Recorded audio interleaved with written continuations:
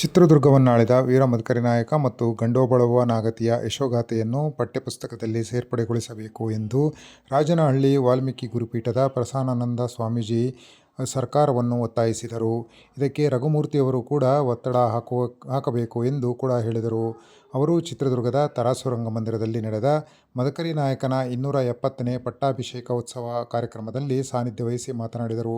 ಪಠ್ಯಪುಸ್ತಕದಲ್ಲಿ ಪಠ್ಯವನ್ನಾಗಿಸಿ ಮುಂದಿನ ಪೀಳಿಗೆಗೆ ಇವರ ಚರಿತ್ರೆಯನ್ನು ತಿಳಿಸುವಂತಾಗಬೇಕು. ಇದನ್ನು ಸರ್ಕಾರ ಕೂಡಲೇ ಮಾಡಬೇಕು ಎಂದು ಕೂಡ ಅವರು ಆಗ್ರಹಿಸಿದರು.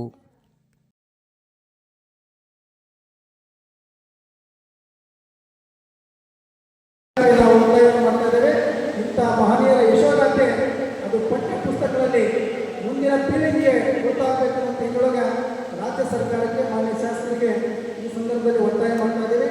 ಇಂಥ ಒಂದು ಅರ್ಥಪೂರ್ಣವಾಗಿರ್ತಕ್ಕಂಥ ಕಾರ್ಯಕ್ರಮ ಯಶಸ್ವಿಯಾಗಲಿಕ್ಕೆ ಯಾರೆಲ್ಲ